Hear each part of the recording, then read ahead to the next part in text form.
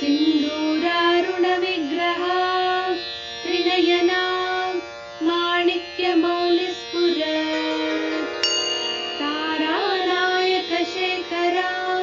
स्मितमुखी मापीनवक्षोरुहाम्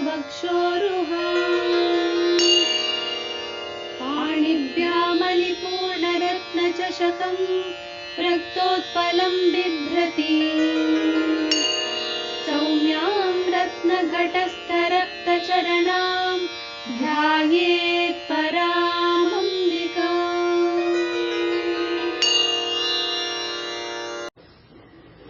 ದೇವಿ ಎಲ್ಲಾ ಜೀವಿಗಳ ಮನಸ್ಸಿನ ಒಳಗೆ ಇದ್ದಾಳೆ. ಆದ್ರಿಂದ ಅವಳು ಮನಸ್ಸಿನೊಳಗಿದ್ದ ಮೇಲೆ ನಮ್ಮ ಮನಸ್ಸು ಯಾರೊಳಗಿರ್ಬೇಕು? ಮನಸ್ಸು ಯಾರ್ದು ಅಂತ ಹೇಳಿದ್ವಿ? ದೇವಿಯದು ಅಂತ. ದೇವಿ ಮನಸ್ಸೊಳಗಿದ್ದಾಳೆ. ಈ ಮನೆ ಒಳಗೆ ನಾನಿದ್ದೀನಿ. ಆಗ ಈ ಮನೆ ಯಾರ್ದು? ನಂದು. ಹಾಗೆ ಮನಸ್ಸೊಳಗೆ ದೇವಿ ಇದ್ದಾಳೆ. ಅವಾಗ ಮನಸ್ಸು ಯಾರ್ದು? ದೇವಿದು. ಆದರೆ ನಾವು ಮನಸ್ಸನ್ನ ಎಲ್ಲಿ ಇಟ್ಕೊಂಡಿದ್ದೀವಿ?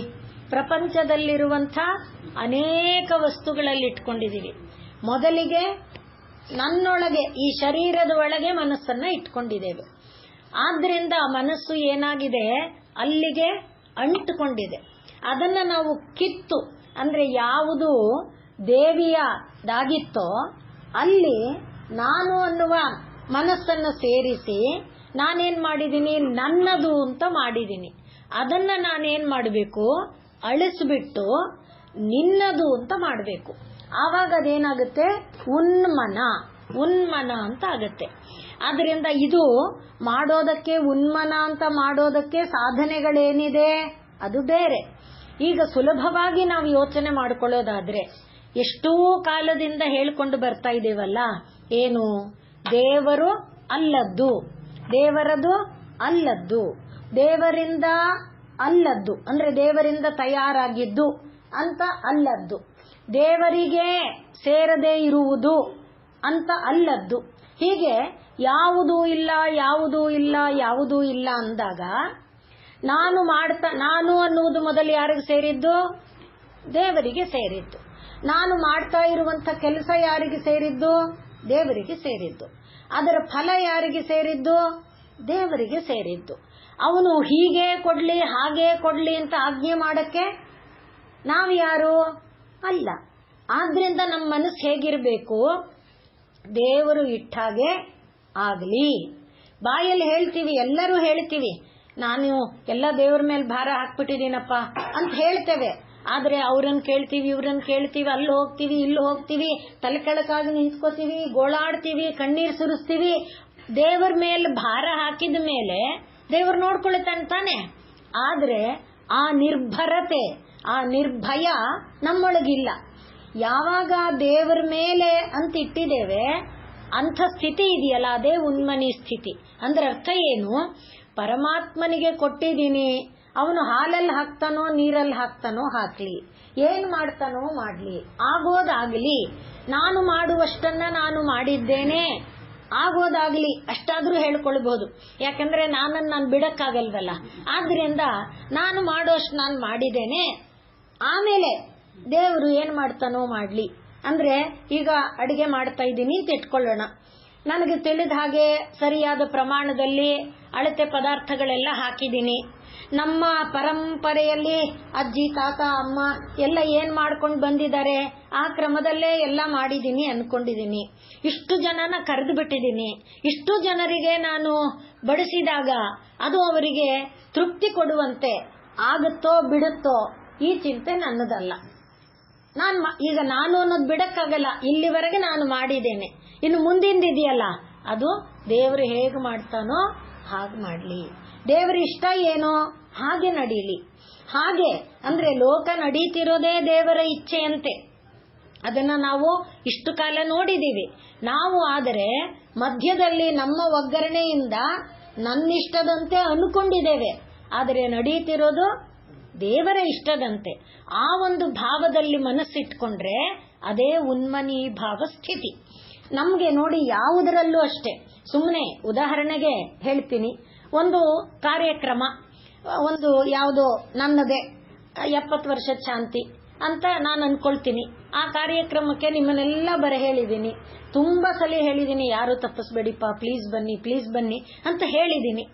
ಆದ್ರೆ ನಿಮಗೆ ಏನ್ ಅನುಕೂಲನೋ ಏನ್ ಅನಾನುಕೂಲನೋ, ನೀವು 2 ಬರ್ತೀರಿ, 3 ಬರ್ತೀರಿ. ಕಾರ್ಯಕ್ರಮದಲ್ಲಿ ಅದ್ಭುತವಾಗಿ ಕಾರ್ಯಕ್ರಮ ಆಗುತ್ತೆ. ಬಂದವರು ಮಂತ್ರಗಳು ಚೆನ್ನಾಗಿ ಹೇಳಿರ್ತಾರೆ, ಸ್ತೋತ್ರಗಳು ಚೆನ್ನಾಗಿರುತ್ತೆ, ಹೋಮ ಹವನ ಚೆನ್ನಾಗಿರುತ್ತೆ, ತಂದಂತ ಪದಾರ್ಥ ಪ್ರಸಾದ ಚೆನ್ನಾಗಿರುತ್ತೆ, ಬಂದವರೆಲ್ಲ ಊಟ ಚೆನ್ನಾಗಿತ್ತು ರೀ, ನೋಟ ಚೆನ್ನಾಗಿತ್ತು ರೀ, ಮಂತ್ರ ಚೆನ್ನಾಗಿತ್ತು ರೀ ಎಲ್ಲ ಹೇಳಿ ಹೋಗಿರ್ತಾರೆ. ಎಲ್ಲ ಆಗಿದೆ. ನನ್ನ ಮನಸ್ಸೊಳಗೆ ನೋಡು, ನಾನು ಅವರ ಅಷ್ಟು ಜನಕ್ಕೆ ಬರೀ ಹೇಳಿದ್ದೆ, ಅವ್ರು ಬರ್ಲಿಲ್ಲ, 2 ಬಂದ್ರು. ಇಷ್ಟು ಕೊಂಡಾಡಿದ್ದಿದೆಯಲ್ಲ ಅದು ಹೊರಟೋಯ್ತು. ನನ್ನ ಮನಸ್ಸಲ್ಲಿ ಅದೇ ನಾಳೆ ಆಯ್ತು, ನಾಡಿದ್ದಾಯ್ತು, ಆಚೆ ನಾಡಿದ್ದಾಯ್ತು, ವಾರ ಆಯ್ತು, ನನ್ನ ಮನಸ್ಸೇನು ಅವ್ರು ಬರ್ಲಿಲ್ಲ, 2 ಬಂದ್ರು. ಇದು ಮನಿ ಅಂದ್ರೆ ಮನಸ್ಸನ್ನ ನಾವು ಅಂಟಿಸ್ಕೊಂಡು ಒದ್ದಾಡುವಂಥದ್ದು.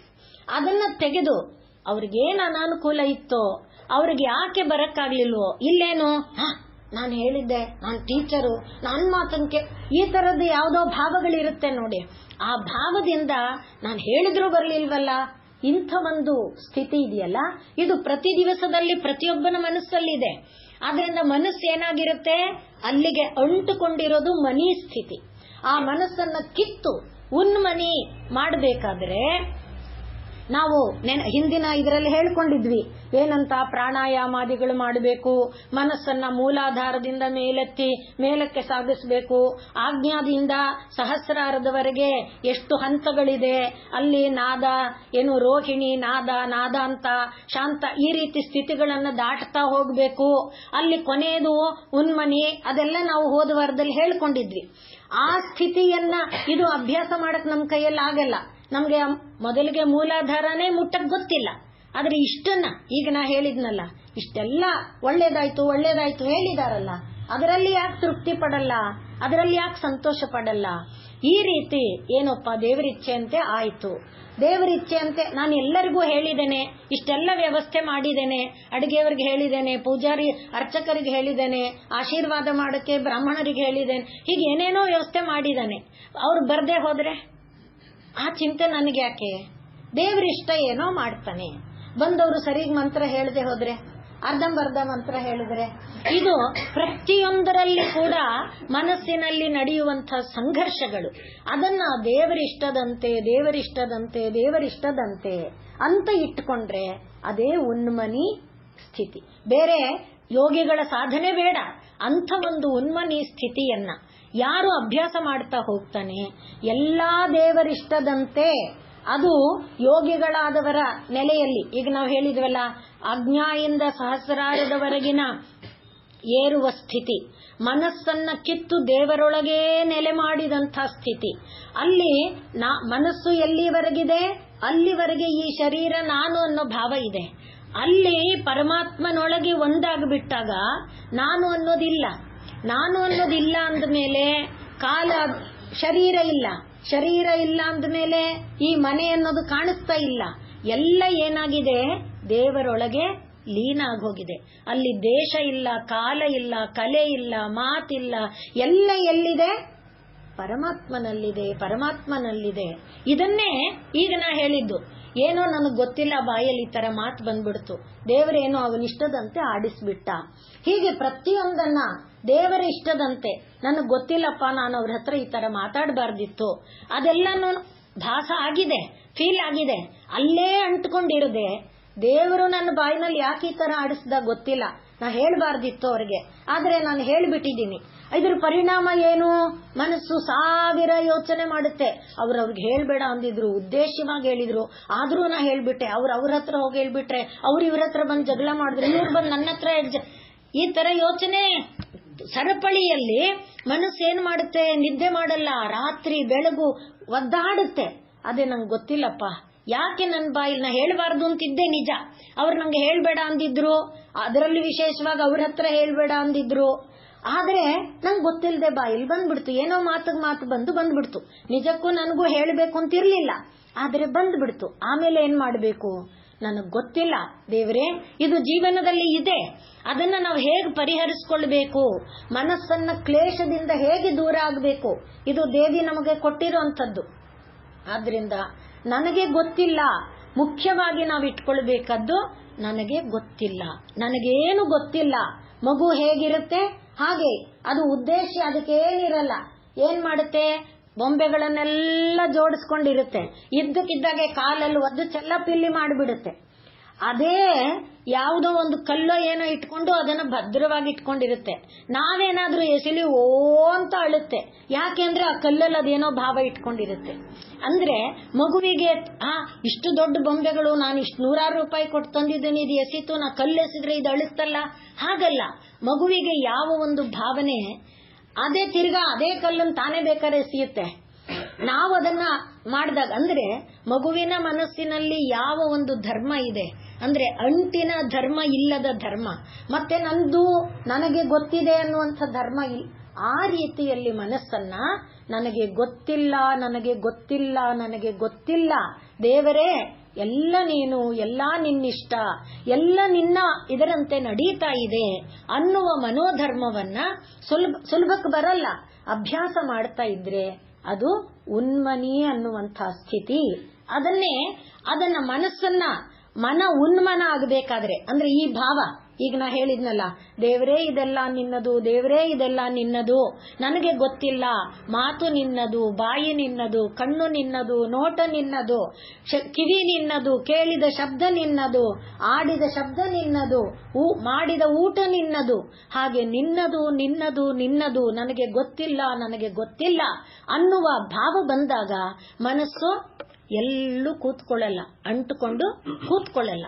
ಹಾಗೆ ಆ ಮನಸ್ಸಿದ್ರೆ ಆ ಮನ ಉನ್ಮನ ಅಂದ್ರೆ ಅದು ಮೇಲಕ್ಕೆ ಎದ್ದು ಪರತತ್ವದಲ್ಲಿ ಒಂದಾಗೋದಕ್ಕೆ ಸಾಧ್ಯ ಆಗತ್ತೆ. ಅಂಥ ದೃಷ್ಟಾಂತಗಳನ್ನ ನಾವು ಒಂದನ್ನ ನೋಡಿದ್ವಿ. ಒಬ್ಬ ಈ ರೀತಿ ಅವನಿಗೇನು ಗೊತ್ತಿಲ್ಲ, ಶಾಸ್ತ್ರ ಆ ತರ ಏನಿಲ್ಲ, ದೇವರ ಪೂಜೆ ಮಾಡುವಾಗ ದೇವಸ್ಥಾನದಲ್ಲಿ ದೇವಿಯ ಅರ್ಚಕ ಅವನು ದೇವಿಯ ಪೂಜೆ ಮಾಡ್ತಾನೆ. ದೇವಿಯ ಪೂಜೆ ಮಾಡುವಾಗ ಆ ವಿಗ್ರಹವನ್ನ ಅವನು ದೇವಿಯಂತಾನೇ ಭಾವಿಸಿಕೊಂಡಿದ್ದಾನೆ. ಅವನು ಮಾಡುವ ಪ್ರತಿ ಕೆಲಸದಲ್ಲಿ ದೇವಿಯ ಭಾವವನ್ನ ತುಂಬಿಕೊಂಡಿದ್ದಾನೆ. ಆ ದೇವಿ ಪೂಜೆ ಎಲ್ಲ ಆದ್ಮೇಲೆ ಬಂದವರು ತೀರ್ಥ ಪ್ರಸಾದ ಎಲ್ಲ ತಗೊಂಡು ಹೊರಟೋಗಾದ ಮೇಲೆ ದೇವಾಲಯದ ಬಾಗಿಲು ಹಾಕಿದ ಮೇಲೆ ಅವನು ಆ ದೇವಿಯನ್ನೇ ನೋಡ್ತಾ ದೇವಿ ಒಳಗೆ ತನ್ನ ಸರ್ವಸ್ವವನ್ನ ಅರ್ಪಣೆ ಮಾಡಿಕೊಂಡು ಕೂತಿರ್ತಾನೆ. ಅವನಿಗೆ ಯಾರು ಯೋಗವನ್ನ, ಧ್ಯಾನವನ್ನ, ಪ್ರಾಣಾಯಾಮವನ್ನ ಏನು ಉಪದೇಶ ಮಾಡಿಲ್ಲ. ಅವನು ಗೊತ್ತಿರೋದು ತಾನು ಯಾವ ದೇವಿಯ ಸೇವೆ ಮಾಡ್ತಾ ಇದ್ದಾನೆ ಆ ದೇವಿಯ ಒಳಗೆ ಮನಸ್ಸನ್ನ ಇಟ್ಕೊಳ್ಳೋದು, ಆ ದೇವಿಯ ಇಷ್ಟದ ಹಾಗೆ ನಾನು ನಡೀತಿದ್ದೀನಿ ಅಂತ ಅಷ್ಟೇ. ಹಾಗೆ ಪ್ರತಿ ದಿವಸದ ಹಾಗೆ ಅವತ್ತು ಅವನು ದೇವಿಯ ಒಳಗೇ ಲಗ್ನ ಆಗಿದ್ದಾನೆ. ಅವನಿಗೆ ತನ್ನ ಶರೀರದ ಪರಿವೆ ಇಲ್ಲ, ಹೊತ್ತಿನ ಪರಿವೆ ಇಲ್ಲ, ಏನೂ ಇಲ್ಲ. ಒಂಥರ ಸಡನ್ ಆಗಿ ನುಗ್ಗಿ ರಾಜನ ಸೈನಿಕರು ಅಮಾವಾಸ್ಯೆ ಯಾವತ್ತು ಅಂತ ಕೇಳಿದರೆ, ಸರಿ ಹುಣ್ಣಿಮೆ ಯಾವತ್ತು ಅಂತ ಕೇಳಿದರೆ ಇವನು ನಾಳೆ ಅಂತ ಹೇಳಿಬಿಟ್ಟ ಸಂದರ್ಭದ ಕಥೆಯನ್ನ ನಾವು ನೆನಪಲ್ಲಿ ಇಟ್ಕೊಂಡಿದ್ದೇವೆ.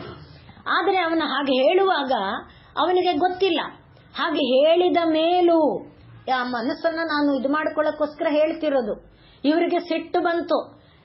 ಸೈನಿಕರು ಹೋಗಿ ರಾಜನಿಗೆ ಹೇಳಿದ್ರು, ಇವನು ನಾಳೆ ಹುಣ್ಣಿಮೆ ಅಂತ ಹೇಳಿಬಿಟ್ಟ, ನಾಳೆ ಇನ್ನು 2 ದಿವಸದಲ್ಲಿ ಬರ್ತಾ ಇರೋದು ಅಮಾವಾಸ್ಯೆ ಇದೆ.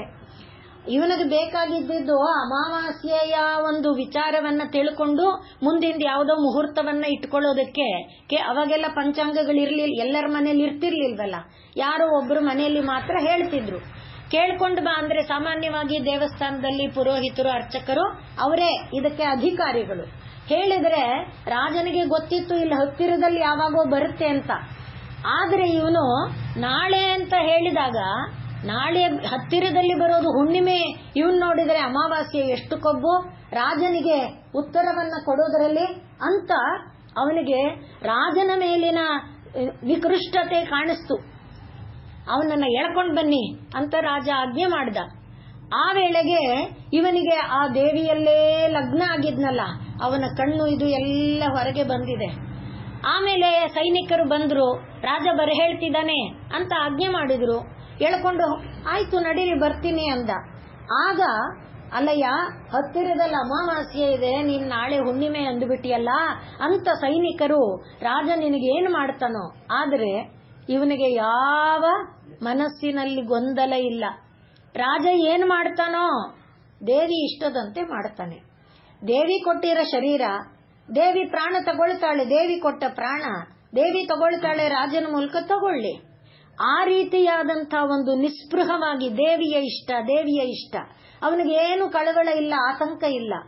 ರಾಜನ ಮುಂದೆ ತಂದು ನಿಲ್ಲಿಸಿದ್ರು.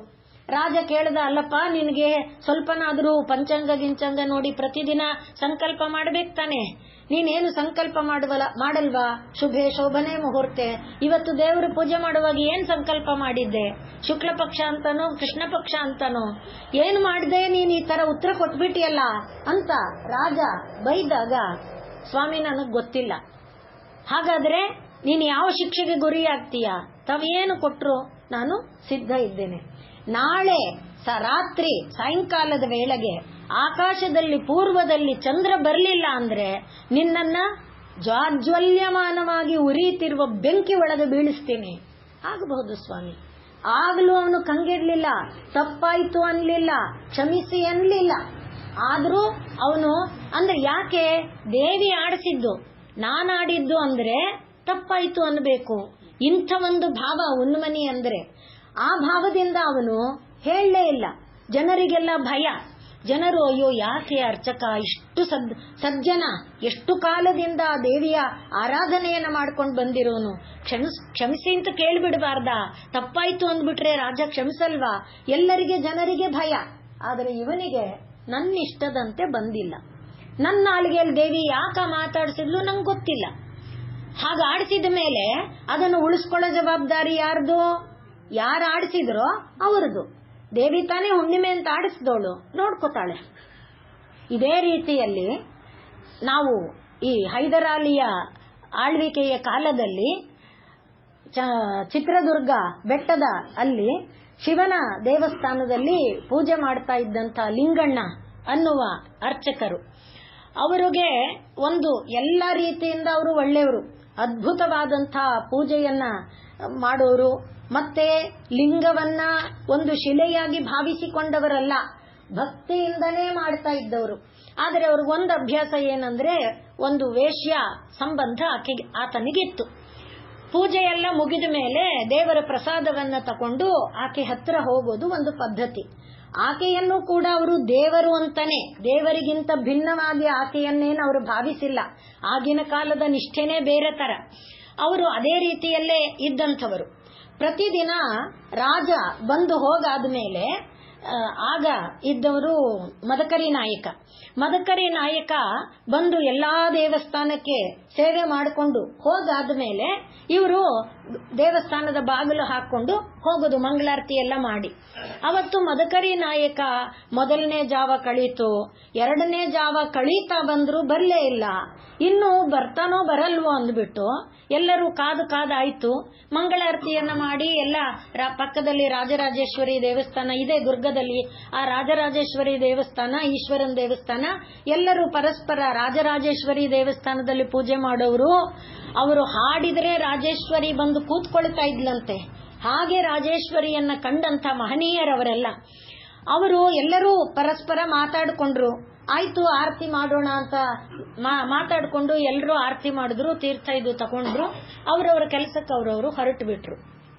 ಲಿಂಗಣ್ಣ ಬಂದು ಆ ತಾಯಿಗೆ ಆ ಪ್ರಸಾದವನ್ನ ಕೊಟ್ಟಿದ್ದಾರೆ. ಆಕೆಗೂ ಕೂಡ ಅದೇ ತರ ಅಲಂಕಾರವನ್ನ ಮಾಡಿದ್ದಾರೆ. ಆ ವೇಳೆಗೆ ಕೋಟೆಯಲ್ಲಿ ರಾಜ ಅರಮನೆ ಬಿಟ್ಟ ಅಂತ ಘೋಷಣೆ, ಕಹಳೆ ಎಲ್ಲ ಬಂತು. ಆಗ ಮತ್ತೆ ಇವರೆಲ್ಲ ಓಡ್ ಬರ್ಬೇಕಲ್ಲ ದೇವಸ್ಥಾನಕ್ಕೆ. ಹಾಗಾಗಿ ಈಕೆಗೆ ಮುಡಿಸಿದ್ದು ಇದು ಎಲ್ಲ ತನ್ನು ತಗೊಂಡ್ರು, ಓಡೋಡ್ಕೊಂಡು ಬಂದ್ರು. ಬಂದವರೇ ಲಿಂಗಕ್ಕೆ ಎಲ್ಲ ತನ್ನು ಇಟ್ರು. ಮತ್ತೆ ಈಗ ಸಿದ್ಧರಾಗಿ ನಿಂತಿದ್ದಾರೆ. ರಾಜ ಬಂದ, ಎಲ್ಲರೂ ಆರತಿ ಎಲ್ಲ ಮಾಡಿದ್ರು. ಅದಾದ ಮೇಲೆ ಈಗ ಇದಕ್ಕೆ ರಾಜರಾಜೇಶ್ವರಿ ಆದ್ಮೇಲೆ ಈಗ ಈಶ್ವರನ ದೇವಸ್ಥಾನಕ್ಕೆ ಬಂದ. ತೀರ್ಥ ಆಯ್ತು, ಪ್ರಸಾದ ಕೊಟ್ರು. ಪ್ರಸಾದದಲ್ಲಿ ಇಷ್ಟುದ್ದ ಕೂದ್ಲು. ರಾಜನಿಗೆ ಕೋಪ ಬಂತು, ಮದಕರಿ ನಾಯಕನಿಗೆ. ಇದೇನಿದು ಸ್ವಾಮಿ? ಗೊತ್ತಿಲ್ಲ, ಶಿವನದು. ನಾಲಿಗೆಯಲ್ಲಿ ಮಾತು ಬರಕ್ಕೂ ಒಂದು ಎಚ್ಚರಿಕೆ ಇರಬೇಕು. ಶಿವನದು ಅಂತ ಹೇಳ್ತಿದ್ದೀರಲ್ಲ, ನಿಮಗೆ ಮರ್ಯಾದೆ ಇಲ್ವಾ ಅಂತ ಕೆಟ್ಟ ಕೆಟ್ಟ ಶಬ್ದಗಳನ್ನ ರಾಜ ಬೈದು ಬಿಟ್ಟ. ಆಗ ಅಲ್ಲಿರುವ ಜನರು ಹೇಳ್ತಿದ್ದಾರೆ, ಯಾಕೆ ಅಂದ್ರೆ ಇವರೆಲ್ಲ ನಿಯತರಾದಂಥವರು, ವ್ರತಧಾರಿಗಳು, ತಪಸ್ವಿಗಳ ಸದೃಶರು. ಇವರನ್ನ ಎದುರಾಕೊಂಡ್ರೆ ನೋಡಿ, ಅದರಿಂದೇ ಮದಕರಿ ನಾಯಕನ ಕೋಟೆ ಹೈದರಾಲಿ ವಶ ಆಯ್ತು. ಅಂದ್ರೆ ಉತ್ತಮರಾದವರನ್ನ ವಿರೋಧ ಮಾಡಿಕೊಂಡ್ರೆ ಅಲ್ಲೇ ಫಲ ಇದೆ. ಆದ್ದರಿಂದ ಬೇಡ ಸ್ವಾಮಿ ಬೇಡ ಅಂತ ಎಲ್ಲರೂ ಹೇಳ್ತಿದ್ದಾರೆ. ಈಗ ಸ್ವಾಮಿ ಪರೀಕ್ಷೆ ನಡೀಲಿ ಅಂತ ಹೇಳ್ಬಿಟ್ರು. ಶಿವಂದು ಅಂತ ಹೇಳ್ದೆ ತಾನೆ, ಪರೀಕ್ಷೆ ನಡೀಲಿ ಅಂದ್ರು. ಬನ್ನಿ ಒಳಗಡೆ, ಗರ್ಭಗುಡಿ ಒಳಗೆ ಬನ್ನಿ ಅಂತ ಕರೆದು. ಅಂದ್ರೆ ನೋಡಿ ಅವರಲ್ಲಿ ಎಷ್ಟು ಮಟ್ಟಿನ ಇದಿತ್ತು. ಆದರೆ ಅವರು ಆಗ ಅವನು ಹೇಳ್ದ, ಇಲ್ಲ ಮೈಲಿಗೆ ಆಗತ್ತೆ. ಯಾವಾಗ ನೀವು ದೇವರಲ್ಲಿ ಅಪನಂಬಿಕೆ ಇಟ್ರಿ ಆಗಲೇ ಮೈಲಿಗೆ ಆಗೋಗಿದೆ. ಈಗ ಯಾವ ಮೈಲಿಗೆ ಇಲ್ಲ, ನೀವು ಒಳಗೆ ಬನ್ನಿ ಅಂತ ಎಲ್ಲರೂ ಹೇಳಿದರೆ, ಇವರು ಲಿಂಗಣ್ಣ ಹೇಳಿದರೆ, ಆಗ ಜೊತೆಯಲ್ಲಿ ಬಂದಿದ್ರಲ್ಲ ರಾಜನ ಜೊತೆಯಲ್ಲಿ, ಸ್ವಾಮಿ ಇದು ಹೊತ್ತಲ್ಲ, ಈಗಾಗಲೇ 2ನೇ ಜಾವ ಕಳೆದೋಗಿದೆ, ಎಲ್ಲರೂ ಊಟ ಮಾಡಿ ವಿಶ್ರಾಂತಿ ತಗೊಳ್ಳುವಂತ ಕಾಲ, ಆದ್ರಿಂದ ಇವತ್ತು ಬೇಡ, ಪರೀಕ್ಷೆ ಬೇಕಾದ್ರೆ ಎಲ್ಲರಿಗೆ ಗೊತ್ತಿತ್ತಲ್ಲ ಆ ಭಯ ಅವರಿಗೆ, ಆದ್ರೆ ಲಿಂಗಣ್ಣನಿಗೆ ಭಯವಿಲ್ಲ.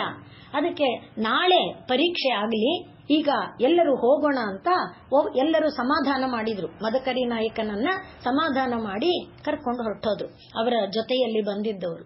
ಈಗ ಲಿಂಗಣ್ಣ ಏನು ಮಾಡಿದ್ರು, ತಾವು ಮತ್ತೆ ಹೋಗಿ ಅಲ್ಲೇ ಪುಷ್ಕರಿಣಿ ಇದೆ, ನಾವೆಲ್ಲ ನೋಡಿದ್ರೆ ಗೊತ್ತಿದೆ, ಪುಷ್ಕರಿಣಿಯಲ್ಲಿ ಹೋಗಿ ಸ್ನಾನ ಮಾಡಿಕೊಂಡು ಒದ್ದೆ ಉಟ್ಟು ಬಂದು ಶಿವನ ಮುಂದೆ ಕೂತರು. ಒಂದು ಖಡ್ಗವನ್ನು ತಂದು ಅಲ್ಲೇ ಇಟ್ರು ಶಿವನ ಮುಂದೆ. ನನಗ್ ಗೊತ್ತಿಲ್ಲ, ಆಡಿಸಿದ್ದು ನೀನು, ನನ್ನ ಬಾಯಿನಲ್ಲಿ ನಿಜ ಹೇಳಿಸಬಹುದಾಗಿತ್ತು, ನೀನೇ ಇದು ಶಿವನದು ಅಂತ ಹೇಳಿಸಿದ್ದು ನೀನು. ಅವರು ರಾಜ ಹೇಳಿದ್ದೇನು, ಈಗ ರಾಜೇಶ್ವರಿ ಅಂದ್ರೆ ಅವಳು ಹೆಣ್ಣು ದೇವತೆ, ಅವಳದು ಕೂದಲು ಅಂದ್ರೆ ಅರ್ಥ ಇದೆ. ಶಿವನಿಗೆ ಅಂತ ಕೂದಲು ಅದು ಲಿಂಗ ಅಂತ. ಆದರೆ ಯಾಕೆ ಶಿವನಿಗೆ ಜಟೆ ಇಲ್ವೇ? ನಟರಾಜನ ಹೇಗಿದೆ ಅವನ ಒಂದು, ಅದನ್ನ ಯೋಚನೆ ಮಾಡಲಿಲ್ಲ ಅವರಿಗೆ.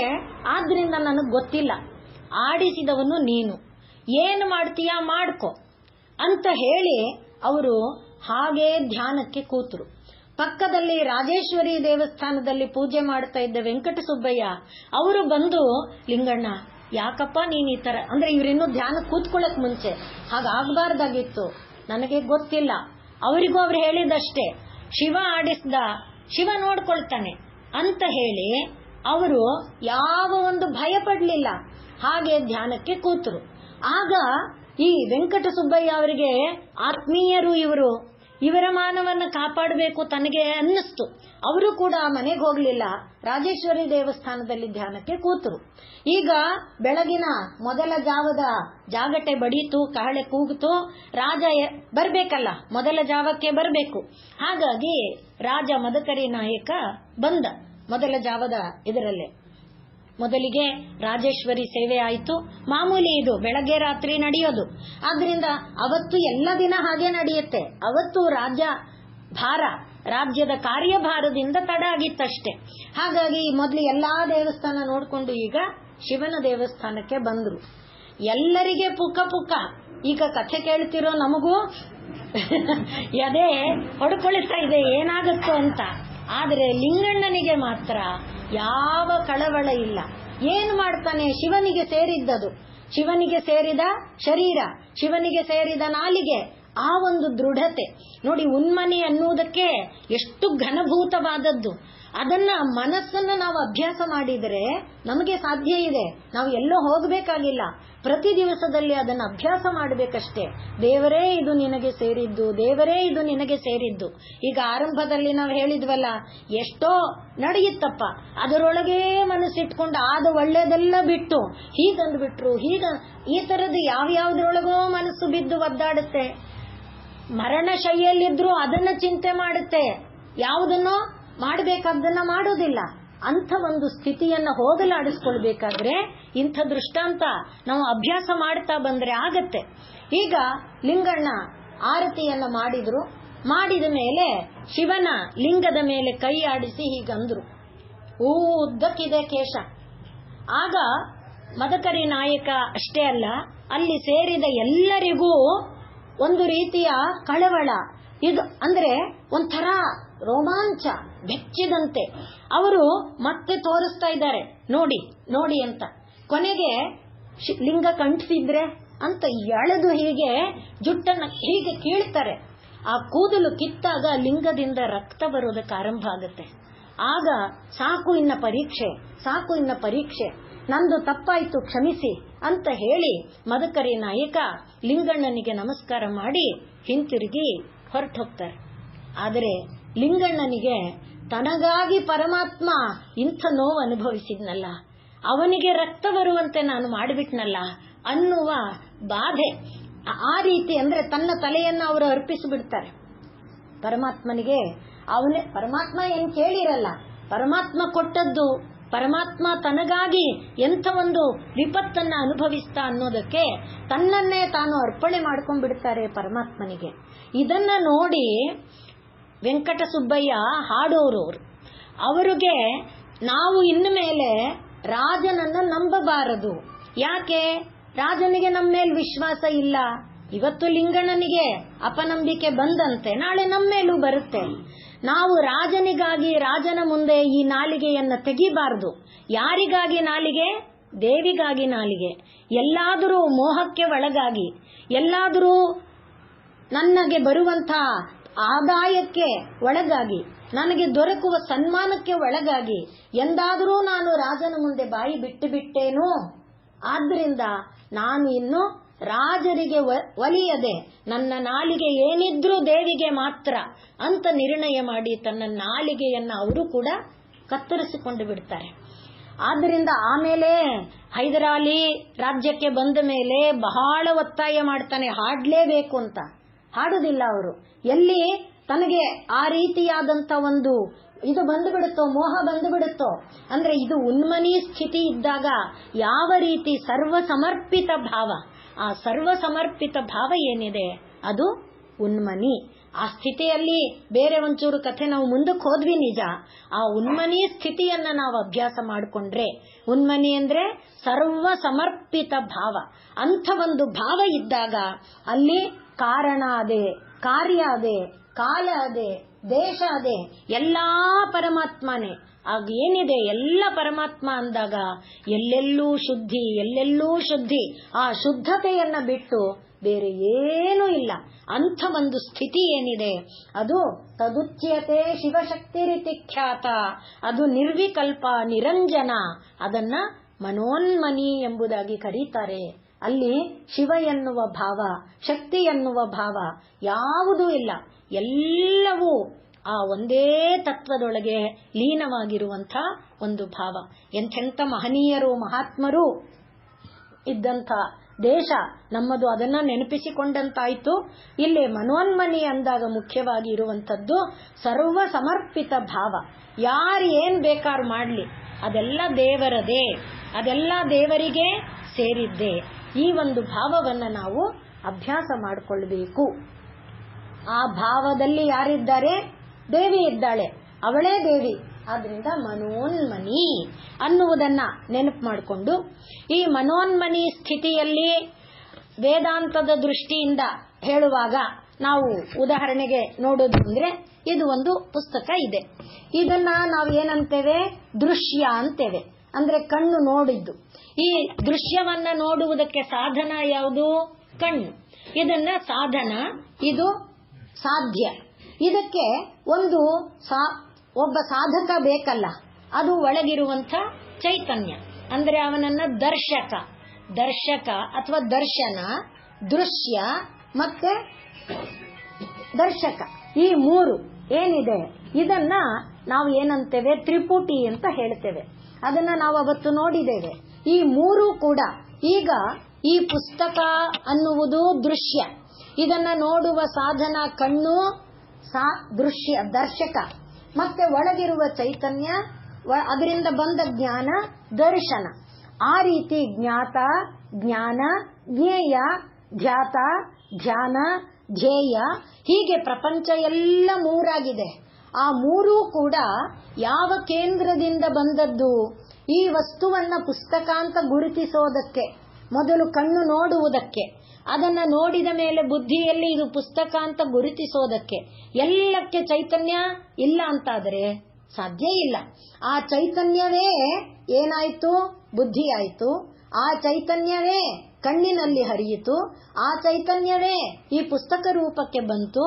ಆ ಚೈತನ್ಯವೇ ಈ ಪುಸ್ತಕವನ್ನ ಪುಸ್ತಕ ಎಂಬುದಾಗಿ ಕಣ್ಣೊಳಗೆ ಮುದ್ರೆ ಮಾಡ್ತು. ಆ ಚೈತನ್ಯವೇ ಬುದ್ಧಿಯಲ್ಲಿ ಇದು ದೇವಿ ಸ್ತುತಿ ಎಂಬ ಪುಸ್ತಕ ಅಂತ ಮುದ್ರಣ ಮಾಡ್ತು. ಆ ಚೈತನ್ಯದಿಂದ ಒಳಗಿರುವ ಚೈತನ್ಯಕ್ಕೆ ಏನಂತ ಗೊತ್ತಾಯ್ತು? ಇದು ಪುಸ್ತಕ, ದೇವಿ ಸ್ತುತಿ ಎಂಬ ಪುಸ್ತಕ ಅನ್ನುವ ಜ್ಞಾನ ಬಂತು. ಅಂದ್ರೆ ಅರ್ಥ ಏನಾಯ್ತು? ಚೈತನ್ಯ, ಮೇಲಿರುವ ಚೈತನ್ಯ, ಆ ಚೈತನ್ಯವೇ ಬುದ್ಧಿ, ಆ ಚೈತನ್ಯವೇ ಚಕ್ಷು, ಆ ಚೈತನ್ಯವೇ ಪುಸ್ತಕ, ಆ ಚೈತನ್ಯವೇ ಅಂದ್ರೆ ಏನಾಯ್ತು? ಎಲ್ಲ ಒಂದೇ ಅಲ್ವಾ? ಅದನ್ನ ಸರ್ವ ಸಮರ್ಪಿತ ಅನ್ನುವ ನೆಲೆಯಲ್ಲಿ ಈ ತ್ರಿಪುಟಿ ಒಂದಾದ ನೆಲೆ ಅಂತ ವೇದಾಂತದ ದೃಷ್ಟಿಯಲ್ಲಿ ಹೇಳ್ಕೊಳ್ತಾ ಈಗ ಮುಂದಿನ ನಾಮ ಮಹೇಶ್ವರಿ ಅಥವಾ ಮಾಹೇಶ್ವರಿ. ಮಹೇಶ್ವರ ಅಂದ್ರೆ ಪರಮಾತ್ಮ, ನಮಗೆ ಗೊತ್ತಿದೆ. ನಾವು ಮೊದಲು ಯಾವಾಗ ಶರ್ವಾಣಿ, ಭವಾನಿ, ರುದ್ರಾಣಿ, ಇಂದ್ರಾಣಿ ಎಲ್ಲವನ್ನ ನೋಡಿದ್ವಿ ಅಲ್ವಾ? ಅಲ್ಲಿ ಭವನಿಗೆ ಸಂಬಂಧಪಟ್ಟವಳು ಭವಾನಿ, ಶರ್ವನಿಗೆ ಸಂಬಂಧಪಟ್ಟವಳು ಶರ್ವಾಣಿ. ಆ ರೀತಿಯಲ್ಲಿ ಏನು ನೋಡಿದ್ವಿ, ಅದೇ ರೀತಿಯಲ್ಲಿ ಮಹೇಶ್ವರನಿಗೆ ಸಂಬಂಧಪಟ್ಟವಳು ಮಾಹೇಶ್ವರಿ. ಮಾಹೇಶ್ವರಿ ಅಂದಾಗ ಮಹೇಶ್ವರನ ಸಂಬಂಧಿ ಅಥವಾ ಮಹೇಶ್ವರನ ಇದು ಅಂದ್ರೆ ಮಹೇಶ್ವರನಿಗೆ ಸೇರಿದ್ದು ಅಂತ. ಅಲ್ಲಿ ಮತ್ತೆ ತಿರ್ಗಾ ನನಗೆ ಸೇರಿದ್ದು ಅಂದಾಗ ನಾನು ಅದು ಬೇರೆ ಅಲ್ಲ ಅನ್ನುವ ಹಾಗೆ ಮಾಹೇಶ್ವರಿ. ಇಲ್ಲಿ ಈ ಮಹೇಶ್ವರಿ ಅನ್ನುವುದಕ್ಕೆ, ಮಹೇಶ್ವರ ಅನ್ನುವುದಕ್ಕೆ ನಮ್ಗೆ ವೇದದಲ್ಲಿ ಒಂದು ಮಂತ್ರ ಕೇಳಿ ಬರುತ್ತೆ. ಯೋ ವೇದಾದೌ ಸ್ವರ ಪ್ರೋಕ್ತೋ ವೇದಾಂತೆ ಚ ಪ್ರತಿಷ್ಠಿತಃ ತಸ್ಯ ಪ್ರಕೃತಿಲೀನಸ್ಯ ಯಃ ಪರಃ ಸ ಮಹೇಶ್ವರಃ. ಮಹೇಶ್ವರ ಅಂದ್ರೆ ಯಾರು ಅಂದ್ರೆ ವೇದ ಆರಂಭ ಆಗುವ ಮೊದಲು ಏನ್ ಹೇಳ್ತೇವೆ ನಾವು? ಓಂ. ವೇದ ಆರಂಭ ಆಗುವ ಮೊದಲಷ್ಟೇನಾ? ಏನು ಕೆಲಸ ಮಾಡಬೇಕಾದ್ರೂ ಓಂ ಹೇಳ್ತೇವೆ. ಕೃಷ್ಣ ಭಗವದ್ಗೀತೆಯಲ್ಲಿ ಅದನ್ನು ಹೇಳಿದ್ದಾನೆ. ಓಂ ತತ್ಸತ್ ಅನ್ನುವ ವಿಶ್ಲೇಷಣೆಯನ್ನ ಮಾಡುವಾಗ 13ನೇ ಅಧ್ಯಾಯದಲ್ಲಿ ಅದನ್ನು ತಿಳಿಸಿ ಹೇಳ್ತಾನೆ. ಆದ್ರಿಂದ ಓಂ ಅಂದಾಗ ಆ ಓಂ ಅನ್ನುವುದಕ್ಕೆ ಅನೇಕ ಅರ್ಥ ಇದೆ. ಅಂಗೀಕಾರ ಇದೆ, ಬ್ರಹ್ಮ ಇದೆ, ಈ ಎಲ್ಲ ಅರ್ಥ ಇದೆ. ಅದೇ ಆ ಓಂ ಅನ್ನುವುದರಿಂದ ಏನಾಯ್ತು? ಈ ಎಲ್ಲಾ ವಿಕಾಸಗೊಳ್ಳುವ ಮೊಟ್ಟ ಮೊದಲ ಬೀಜ ಓಂ ಆಯ್ತು. ಆ ಬೀಜ ಓಂ ಆಗಿ ವೇದಗಳಾಯ್ತು, ಋಗ್ಯಜು ಸಾಮಗಳಾಯ್ತು, ಅಲ್ಲಿಂದ ಮುಂದಕ್ಕೆ ದಿಕ್ಕುಗಳಾಯ್ತು, ಅಲ್ಲಿಂದ ಮುಂದಕ್ಕೆ ಬ್ರಹ್ಮಕ್ಷತ್ರ ವೈಶ್ಯಾದಿಗಳಾಯ್ತು, ಅಲ್ಲಿಂದ ಮುಂದಕ್ಕೆ ಗಿಡಮೂಲಿಕೆ ಮರ ಇತ್ಯಾದಿಗಳಾಯ್ತು, ನದಿಗಳಾಯ್ತು, ಬೆಟ್ಟಗುಡ್ಡ, ಹೀಗೆ ಅದು ವಿಕಾಸ ಆಗುತ್ತಾ ಬಂತಲ್ಲ. ಆದ್ರಿಂದ ವೇದಾದೌ ಯಹಸ್ವರಃ ಪ್ರೋಕ್ತಃ. ವೇದ ಆರಂಭ ಆಗುವ ಮೊದಲು ಯಾವ ಒಂದು ಸ್ವರ ಪರಮಾತ್ಮನ ಉಸಿರಿನಿಂದ ಹೊರಕ್ಕೆ ಬಂತೋ ಅದನ್ನ ಓಂ ಅಂತ ಹೇಳಿದ್ವಲ್ಲ, ಆ ಸ್ವರ ಅದು ಮತ್ತೇನಾಯ್ತು? ವೇದಾಂತೆ. ವೇದ ಎಲ್ಲ ಕೊನೆ ಆದ್ಮೇಲೆ ಎಲ್ಲಿ ನಿಲ್ತು? ಹರಿಹಿ ಓಂ. ನಾವು ನಿಲ್ಸೋದು ಅಲ್ಲೇ ಅಲ್ವೇ?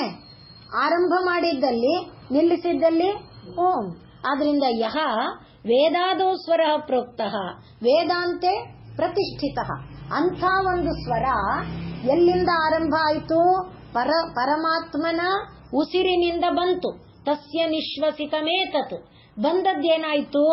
ಹರಡ್ತಾ ಅಕಾರ ಉಕಾರ ಮಕಾರವಾಗ್ತಾ, ಋಗ್ಯಜು ಸಾಮ ಆಯ್ತಾ ಆಗತಾ, ಸತ್ವರಜ ತಮಸ್ಸಾಗುತ್ತಾ, ಬ್ರಹ್ಮ ವಿಷ್ಣು ಈಶ್ವರ ಆಗುತ್ತಾ, ಸೃಷ್ಟಿ ಸ್ಥಿತಿ ಲಯ ಆಗುತ್ತಾ. ಹೇಗೆ ನೋಡಿ, ಬೆಳೀತಾ 1, 3, 5 ನಾವು ಚುಕ್ಕಿ ಇಟ್ಟು, ಇದೆಲ್ಲ ರಂಗೋಲೆಗಳು ಸುಮ್ಮನೆ ಅಲ್ಲ. ಅದೆಲ್ಲ ಈ ತತ್ವ ವಿಕಾಸದ ಕ್ರಮವನ್ನೇ ಹೇಳೋದು, ಅದು ಪರತತ್ವವನ್ನೇ ತೋರಿಸೋದು. ಆದ್ರಿಂದ ರಂಗೋಲೆ ಇಡುವುದರಿಂದ ನಮ್ಮ ಭಾವದಲ್ಲಿ ಆ ದೈವಿ ಭಾವ ತುಂಬಿರಬೇಕು. ಹಾಗೆ ನಾವು ಇಡ್ತಾ ಬಂದಾಗದು ಹೇಗೆ ವಿಕಾಸ ಆಗುತ್ತಾ ಬಂತೋ ಹಾಗೆ ವಿಕಾಸ ಆಯ್ತು. ಮತ್ತೆ ರಂಗೋಲಿ ಹೇಗೆ ನಿಲ್ತು? ಒಂದರೊಳಗೆ ಹೋಗಿ ನಿಲ್ತಲ್ವೇ? ಅದೇ ರೀತಿಯಲ್ಲಿ ಆ ಒಂದು ಯಾವುದು ಅಂದ್ರೆ ಓಂಕಾರ. ಆ ಒಂದು ಯಾವುದು? ಓಂಕಾರದ ಮೂಲ ಯಾವುದು? ಪರಬ್ರಹ್ಮ.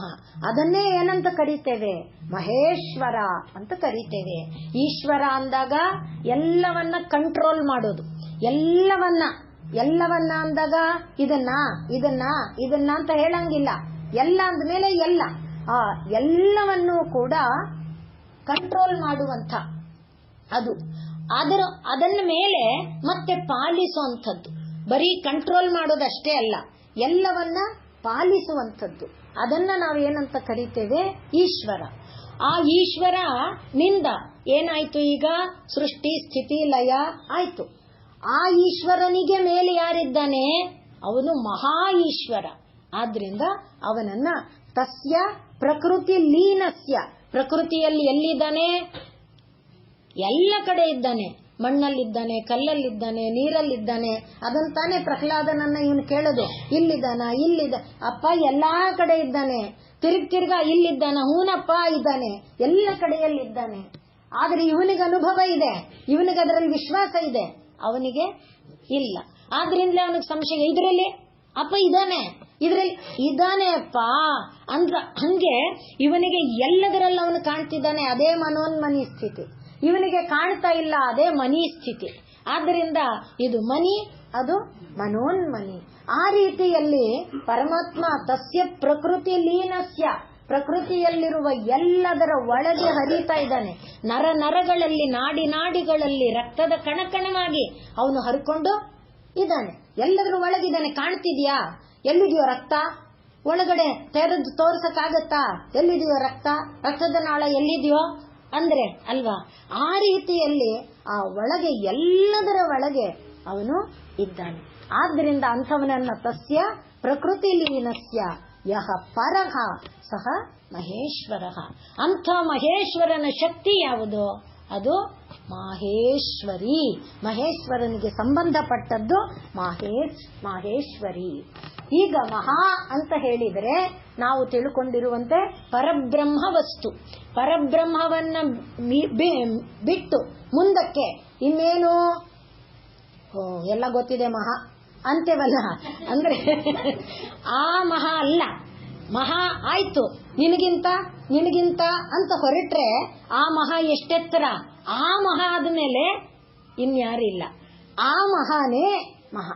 ಆದ್ದರಿಂದ ಆ ಮಹಾ ಅನ್ನುವುದನ್ನ ಪರಬ್ರಹ್ಮ ಅಂತ ನಾವು ಕರಿತೇವೆ. ಅದು ಆ ಮಹಾ ಅನ್ನುವುದು ಅವಳು ಹೇಗಿದ್ದಾಳೆ? ನಾವೇ ಇದರೊಳಗೆ ನೋಡ್ತೇವೆ. ಎಲ್ಲಿ ಹೇಳಿ? ಇದರೊಳಗೆ ದೇವಿ ಮಹಾತ್ಮ್ಯದಲ್ಲಿ, ಈ ಸಪ್ತಶತಿಯಲ್ಲಿ ಅವಳು ಹೇಗಿದ್ದಾಳೆ? ಮಾಹೇಶ್ವರಿ ವೃಷಾರೂಢ ಹೇಳ್ತೇವಲ್ವಾ? ಮಾಹೇಶ್ವರಿ ದೇವಿ ಹೇಗೆ ಬಂದ್ಲು? ಎತ್ತಿನ ಮೇಲೆ ಕೂತ್ಕೊಂಡು ಬಂದ್ಲು. ಮತ್ತೆ ಹೇಗಿದ್ದಾಳೆ? ತ್ರಿಶೂಲ ವರವಾಹಿನಿ, ಕೈಯಲ್ಲಿ ತ್ರಿಶೂಲ ಶ್ರೇಷ್ಠವಾದ ತ್ರಿಶೂಲವನ್ನ ಧಾರಿಣಿ ಹಿಡ್ಕೊಂಡಿದ್ದಾಳೆ. ಮತ್ತೇನಾಗಿದ್ದಾಳೆ? ಮಹಾಹಿವಲಯ, ಕೈಗಳಲ್ಲಿ ಕುತ್ತಿಗೆಯಲ್ಲಿ ಎಲ್ಲ ಸರ್ಪಗಳ ಮಾಲೆಯನ್ನ ಹಾಕೊಂಡಿದ್ದಾಳೆ. ಹಾಗಿರುವಂತ ಪ್ರಾಪ್ತ ಚಂದ್ರರೇಖಾ, ಚಂದ್ರನನ್ನ ತಲೆಯಲ್ಲಿ ಹೊತ್ತಿರುವಂತಹ ದೇವಿ, ಚಂದ್ರರೇಖಾ ವಿಭೂಷಣ. ಯಾರವಳು? ಮಹೇಶ್ವರಿ. ಮಹೇಶ್ವರ ಹೇಗಿದ್ದಾನೋ ಹಾಗೇ ಇದ್ದಾಳೆ ಅವಳು. ಮಹಾವೃಷಭ ರೂಢ, ಮಹಾವೃಷಾರೂಢ, ತ್ರಿಶೂಲವರ ಧಾರಿಣಿ, ಮಹಾಹಿವಲಯ ಅಂತ ನಾವು ಸ್ತೋತ್ರ ಏನು ಮಾಡ್ತೇವೆ ದೇವಿ ಸಪ್ತಶತಿಯಲ್ಲಿ? ಆ ರೀತಿಯಲ್ಲಿರುವವಳೇ ಮಹೇಶ್ವರಿ. ಆದ್ರಿಂದಲೇ ನಾವು ಹೇಳುವಾಗ ಮಹತೇ ದೇವಾಯ ನಮಃ ಅಂತ ಯಾರನ್ನ ನಾವು ಕರೀತಾ ಇದ್ದೇವೋ ಆ ಮಹಾದೇವ ಸ್ವರೂಪಿಣಿಯಾದಂಥವಳು ಮಾಹೇಶ್ವರಿ. ಆ ಮಾಹೇಶ್ವರಿ ಈ ಮಹಾದೇವನನ್ನ ಚಂದ್ರನನ್ನ ತಲೆಯಲ್ಲಿ ಹೊತ್ತಿದ್ದಾನೆ ಅಂತ ಹೇಳಿದೇವಲ್ಲ, ಆ ಚಂದ್ರಮೂರ್ತಿ ಸ್ವರೂಪನೇ ಶಿವ. ಅದೇನ್ ಶಿವ ಚಂದ್ರನ? ಚಂದ್ರ ಚಿಕ್ಕವನಲ್ವಾ ಅಂತ ನಮಗನ್ಸುತ್ತೆ. ಆ ಚಂದ್ರ ಅಲ್ಲ. ಯಾವ ಚಂದ್ರನನ್ನ ಆಕಾಶದಲ್ಲಿ ನಾವು ಕಾಣ್ತಾ ಇದ್ದೇವೆ, ಯಾವ ಚಂದ್ರ ವೃದ್ಧಿ ಕ್ಷಯಗಳನ್ನ ಹೊಂದುತ್ತಾ ಇದ್ದಾನೆ, ಆ ಚಂದ್ರನಲ್ಲ. ಯಾವ ಚಂದ್ರ ಸಹಸ್ರಾರದಲ್ಲಿ ಸಹಸ್ರಾರಾತೀತನಾಗಿ ಕುಳಿತು ಅಮೃತದ ಧಾರೆಯನ್ನ ಹರಿಸ್ತಾ ಸಕಲ ಜೀವಿಗಳೊಳಗೆ ಅಮೃತವನ್ನ ತುಂಬುತ್ತಾ ಸಕಲ ಜೀವಿಗಳನ್ನ ಪೋಷಿಸ್ತಾ ರಕ್ಷಿಸ್ತಾ ಪಾಲಿಸ್ತಾ ಅವುಗಳು ತೃಪ್ತವಾಗಿ ಯಾ ದೇವಿ ಸರ್ವಭೂತೇಷು ತುಷ್ಟಿರೂಪೇಣ ಸಂಸ್ಥಿತ, ಯಾ ದೇವಿ ಸರ್ವಭೂತೇಷು ಶಕ್ತಿರೂಪೇಣ, ಆ ರೀತಿ ಎಲ್ಲದರೊಳಗೆ ತುಷ್ಟಿಯಾಗಿ ತೃಪ್ತಿಯಾಗಿ ಆನಂದವಾಗಿ ಯಾವ ಒಂದು ಶಕ್ತಿ ಅದು ಮಾಡ್ತಾ ಇದೆಯೋ ಅದು ಚಂದ್ರ. ಆ ಚಂದ್ರನಿಂದ ಸುರಿಯುವ ಅಮೃತ ಅದು ಸಹಸ್ರ ಸಹಸ್ರಾಧಾರ ಇದೆಯಲ್ಲ, ಅದರಿಂದ ಮೇಲೆ ಅಂಥ ಚಂದ್ರ ರೂಪಿಣಿ, ಅದನ್ನೇ ನಾವಿಲ್ಲಿ ನೋಡ್ಕೊಂಡು ಬಂದ್ವಲ್ಲ. ಎಲ್ಲಿಂದ? ಆಜ್ಞಾಯಿಂದ ಮೇಲಕ್ಕೆ. ಇದು ತಾತ್ವಿಕವಾದ ನೆಲೆಯಲ್ಲಿ. ಮಾಹೇಶ್ವರಿ ಅಂದ್ರೆ ಇಷ್ಟ ಅರ್ಥ ಆದ್ರೆ ಸಾಕು, ಮೊದಲು ಹೇಳಿದ್ದು. ಈಗ ಇದನ್ನ ತತ್ವರೂಪದಲ್ಲಿ ನಾವು ನೋಡುವಾಗ, ಈ ಆಜ್ಞಾಯಿಂದ ಮೇಲೆ ಇರುವಾಗ, ಈ ಸಹಸ್ರಾರವನ್ನ ದಾಟಿದಾಗ ಅಲ್ಲಿದ್ದಾನಲ್ಲ ಶಿವ, ಅವನು ಚಂದ್ರರೂಪನಾಗಿದ್ದಾನೆ. ಆ ಚಂದ್ರರೂಪನಾದ ಶಿವನಿಗೆ, ಚಂದ್ರನಿಗೆ ರೋಹಿಣಿ ಹೇಗೋ. ರೋಹಿಣಿ ಅಂದ್ರೇನು? ಏರುತ್ತಾ ಹೋಗುವ ಏಣಿ. ದೇವಿ ಆ ಏರುತ್ತಾ ಹೋಗುವ ಏಣಿಯಾಗಿ, ಮೆಟ್ಟಲು ಮೆಟ್ಟಲಾಗಿ ಕಂದನನ್ನ ಕೈ ಹಿಡಿದು ಏರಿಸ್ತಾ ಶಿವನಲ್ಲಿ ಲೀನ ಮಾಡಿಸ್ತಾಳೆ. ಆದ್ರಿಂದ ಅವಳು ಮಾಹೇಶ್ವರಿ. ಜೀವಿಯನ್ನ ಶಿವನೊಳಗೆ ಲೀನ ಮಾಡಿಸೋದಕ್ಕೆ ಕರಾವಲಂಬ ಕೊಟ್ಟು ರೋಹಿಣಿ ಮೆಟ್ಟಲು ಹಿಡಿದು ಹತ್ತಿಸ್ತಾ ಏರಿಸ್ತಾ ಈ ಆಜ್ಞಾಯಿಂದ ಮುಂದಕ್ಕೆ ನಾದಾಂತ ಅನ್ನುವನ್ನ ದಾಟಿಸ್ತಾ ಸಹಸ್ರಾರಕ್ಕೆ ಬಂದು ಅತೀತನಾಗಿರುವ ಆ ಪರಮೇಶ್ವರನಲ್ಲಿ ಜೀವವನ್ನ ಯೋ ತಸ್ಯ ಪ್ರಕೃತಿ ಲೀನಸ್ಯ ಯೋ ವೇದಾಂತೆ ಪ್ರತಿಷ್ಠಿತ ಲೀನ ಮಾಡಿಸ್ತಾಳೆ. ಆದ್ದರಿಂದ ಅವಳನ್ನ ಮಾಹೇಶ್ವರಿ ಅನ್ನುವುದಾಗಿ ಕರೀತಾರೆ. ಈ ರೀತಿ ಆ ದೇವಿಯ ಮಹೇಶ್ವರಿ ಸ್ವರೂಪವನ್ನ ನೋಡಿದ ಮೇಲೆ ಮುಂದಿನ ನಾಮ ಮಹಾದೇವಿ. ಯಾವ ದೇವಿ ಮಹೇಶ್ವರಿ ಆಗಿದ್ದಾಳೋ ಅವಳಿಗೆ ಮಹಾದೇವಿ ಆಗೋದಕ್ಕೆ ಸಾಧ್ಯತೆ ಇರೋದು. ಬೇರೆ ಯಾರಿಗೂ ಮಹಾದೇವಿ ಆಗೋದಕ್ಕೆ ಸಾಧ್ಯತೆ ಇಲ್ಲ. ಪ್ರಪಂಚದಲ್ಲಿ ಬೆಳಗುತ್ತಾ ಇರೋದು, ದೇವ ಅಂದ್ರೇನು? ಬೆಳಗೋದು, ಕಾಂತಿಯಿಂದ ಕೂಡಿರುವಂಥದ್ದು. ಹಾಗೆ ಪ್ರಪಂಚದಲ್ಲಿ ದೇವ ಅಂದ್ರೆ ರಕ್ಷಿಸುವಂಥದ್ದು. ಯಾರು? ಈಗ ನೋಡಿ, ಮಗುವಿಗೆ ತಾಯಿ ರಕ್ಷಣೆ ಮಾಡುವಳು. ಆದ್ರಿಂದ ಮಗು ಮೊದಲಿಗೆ ಏನ್ ಮಾಡುತ್ತೆ? ಓಡ್ಕೊಂಡು ಬಂದು ಅಮ್ಮನ ಕಟ್ಕೊಳ್ಳುತ್ತೆ. ಅದಕ್ಕೆ ಅಮ್ಮ ಸರ್ವ ಸಮರ್ಥಳು ಅಂತ. ಮಗುವಿಗೆ ಬರ್ತಾ ಇರೋದು ಸಿಂಹನೋ ಹುಲಿನೋ ಇರ್ಬೋದು. ಅಮ್ಮ ಸಿಂಹನೋ ಹುಲಿನೋ ಎದುರಿಸ್ತಾಳೆ, ರಕ್ಷಿಸ್ತಾಳೆ ಅಂತ ಅದಕ್ಕೆ ಇಲ್ಲ. ಆದರೆ ಅಮ್ಮ ಸರ್ವ ಸಮರ್ಥ ಅನ್ನುವ ಒಂದು ಭಾವ ಆ ಮಗುವಿನಲ್ಲಿ. ಆದ್ರಿಂದ ಆ ಮಗು ಏನ್ ಮಾಡುತ್ತೆ? ಬಂದು ಅಮ್ಮನನ್ನ ಕಟ್ಕೊಳ್ಳುತ್ತೆ. ಮಗುವಿಗೆ ಅಮ್ಮ ರಕ್ಷಕಳು ಅನ್ನುವ ಹಾಗೆ. ಅಂದ್ರೆ ದೇವ ಅಂದಾಗ ರಕ್ಷಣೆಯನ್ನ ದೃಷ್ಟಿಯಲ್ಲಿಟ್ಕೊಂಡ್ರೆ ತಾಯಿ ರಕ್ಷಕಿ, ತಂದೆ ರಕ್ಷಕಿ, ಗುರು ರಕ್ಷಕ, ಅಣ್ಣ ರಕ್ಷಕ, ಸ್ನೇಹಿತರು ರಕ್ಷಕ, ಹೀಗೆ ಪ್ರಪಂಚದಲ್ಲಿ ಯಾರ್ಯಾರೋ ರಕ್ಷಕರಿದ್ದಾರೆ. ಆ ಎಲ್ಲರಲ್ಲಿ ರಕ್ಷಕ ಭಾವ ಎಲ್ಲಿಂದ ಬರ್ತಾ ಇದೆ? ಪರಮಾತ್ಮ ಸೃಷ್ಟಿಯಲ್ಲಿ ಕೊಟ್ಟಿರುವ ಧಾನ್ಯಗಳಿಂದ ಬರ್ತಾ ಇದೆ. ಪರಮಾತ್ಮ ಸೃಷ್ಟಿಯಲ್ಲಿ ಕೊಟ್ಟಿರುವ ಧನದಿಂದ ಬರ್ತಾ ಇದೆ. ಪರಮಾತ್ಮ ಸೃಷ್ಟಿಯಲ್ಲಿ ಕೊಟ್ಟಿರುವ ಗಣಿಗಳಿಂದ. ಎಲ್ಲಿಂದ ಇದು ಬರಬೇಕಾದ್ರೆ ಈ ಶಕ್ತಿ, ಈ ಪುಷ್ಟಿ, ಈ ತುಷ್ಟಿ, ಈ ಬಲ ಎಲ್ಲ ಎಲ್ಲಿಂದ ಬರಬೇಕು? ಪರಮಾತ್ಮನ ಸೃಷ್ಟಿಯಲ್ಲಿರುವ ಧನದಿಂದ, ಧಾನ್ಯದಿಂದ, ಖನಿಜದಿಂದ. ಆದ್ರಿಂದ ಇವೆಲ್ಲನೂ ದೇವಾನೆ, ಎಲ್ಲನೂ ದೇವಾನೆ. ಎಂದ್ರೇನು? ಬೆಳಗುವ ಶಕ್ತಿಯನ್ನ ಹೊಂದಿದೆ, ಮತ್ತೆ ಪಾಲಿಸುವ ಶಕ್ತಿಯನ್ನ ಹೊಂದಿದೆ, ರಕ್ಷಿಸುವ ಶಕ್ತಿಯನ್ನ ಹೊಂದಿದೆ. ಅದೆಲ್ಲವೂ ಕೂಡ ದೇವ. ಆ ದೇವರಲ್ಲಿ ಅಂದ್ರೆ ಆದ್ರಿಂದಲೇ ಮಾತೃದೇವೋ ಭವ, ಪಿತೃದೇವೋ ಭವ ಇದು ನೋಡಿದ್ದೇವೆ. ಹಾಗೆ ಖನಿಜದಲ್ಲಿ ಆದ್ರಿಂದ ಅದನ್ನ ಧಾನ್ಯ ಲಕ್ಷ್ಮಿ, ಧನಲಕ್ಷ್ಮಿ, ಐಶ್ವರ್ಯ ಲಕ್ಷ್ಮಿ, ಈ ರೀತಿಯಾಗಿ ವಿದ್ಯಾಲಕ್ಷ್ಮಿ, ಸಂತಾನ ಲಕ್ಷ್ಮಿ ಎಲ್ಲವನ್ನ ಲಕ್ಷ್ಮಿಯಾಗಿ ನಾವು ಗೌರವಿಸ್ತಾ ಅದನ್ನು ಪೂಜಿಸೋದು ದೇವರ ರೂಪದಲ್ಲಿ. ಹಾಗೆ ಆದ್ದರಿಂದ ಆ ಎಲ್ಲಾ ರೂಪದಲ್ಲಿರುವ ದೇವಿಗೆ ಬಲವನ್ನ, ಬೆಳಕನ್ನ, ತೇಜಸ್ಸನ್ನ, ಶಕ್ತಿಯನ್ನ ಕೊಡಬೇಕಾದ್ರೆ ಇಲ್ಲಿ ಎಷ್ಟಿರಬೇಕು? ತಗೋ ನಿನಗೂ ಕೊಡ್ತೀನಿ, ತಗೋ ನಿನಗೂ ಕೊಡ್ತೀನಿ, ತಗೋ ನಿನಗೂ ಕೊಡ್ತೀನಿ ಅಂತ ಹಂಚುತ್ತಾ ಬಂದ್ರೆ ಇಲ್ಲಿ ಖಾಲಿ ಆಗ್ಬೇಕಲ್ಲ. ಆದರೆ ಅಲ್ಲಿ ಖಾಲಿ ಆಗಲ್ಲ. ಆದ್ರಿಂದ ಅದು ಮಹಾದೇವಿ. ನಮ್ಮ ಹತ್ರ ಆದ್ರೆ ಕೋಟಿ ಇತ್ತು. ನಮ್ಮಲ್ಲಿ ಹೇಳ್ತಾರೆ ಚಾರುದತ್ತ ಅನ್ನೋನು ದೊಡ್ಡ ಐಶ್ವರ್ಯವಂತವರ ಮನೆಯಲ್ಲಿ ಬಂದವನು. ಅವನಿಗೇನಪ್ಪ ಅಂದ್ರೆ ಯಾರು ಕಷ್ಟ ಅಂದ್ರೂ ಸಹಿಸಕ್ಕಾಗಲ್ಲ. ಎಲ್ಲರಿಗೆ ತೆಗೆದು ತೆಗೆದು ಕೊಡ್ತಾನೇ ಇರ್ತಾನೆ. ಹಾಗೆ ಕೊಡ್ತಾ ಕೊಡ್ತಾ ಕೊಡ್ತಾ ನಿರ್ಗತಿಕ ಸ್ಥಿತಿಗೆ ಬಂದ್ಬಿಟ್ಟಿದ್ದಾನೆ.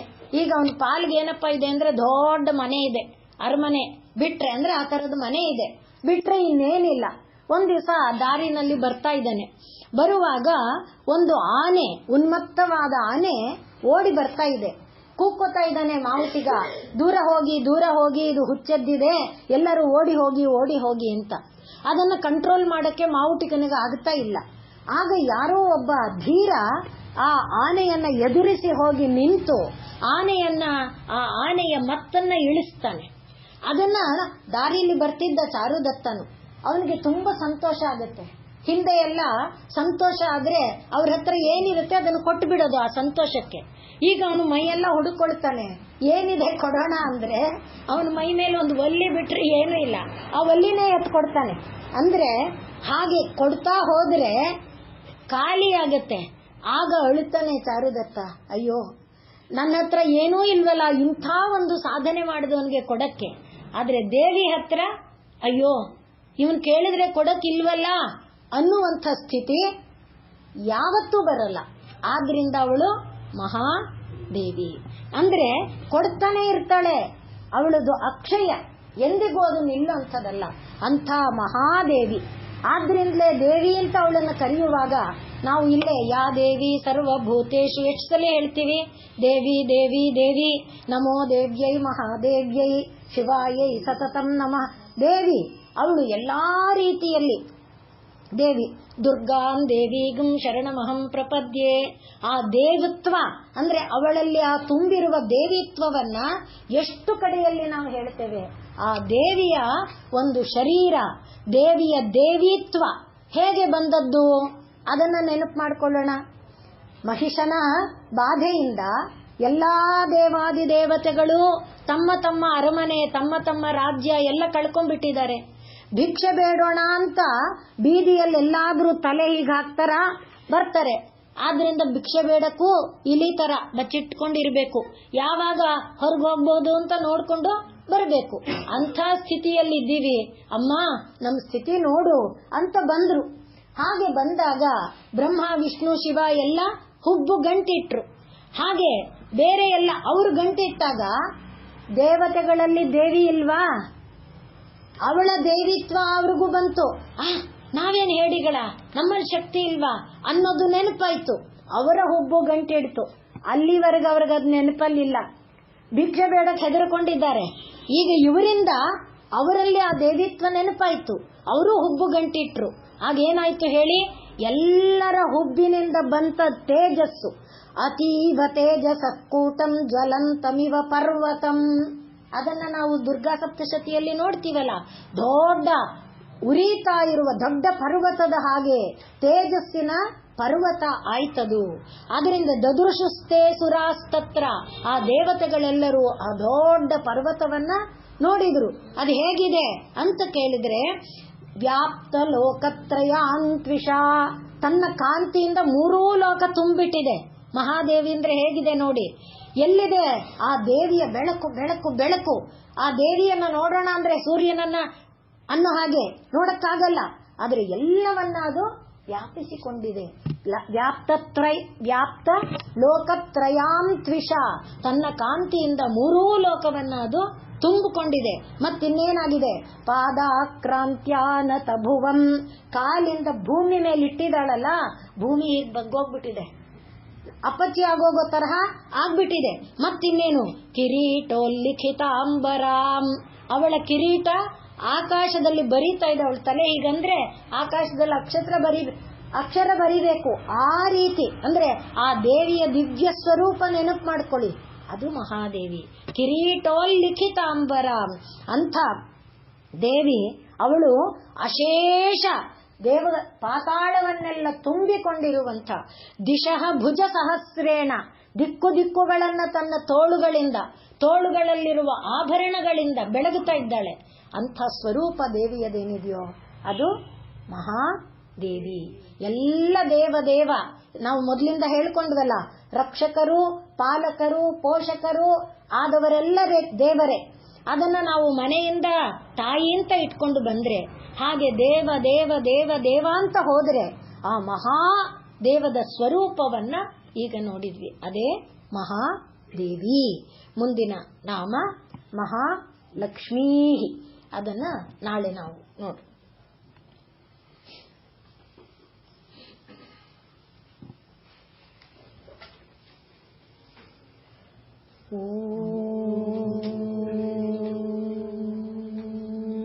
पूर्णमदः पूर्णमिदं पूर्णात् पूर्णमुदच्यते पूर्णस्य पूर्णमादाय पूर्णमेवावशिष्यते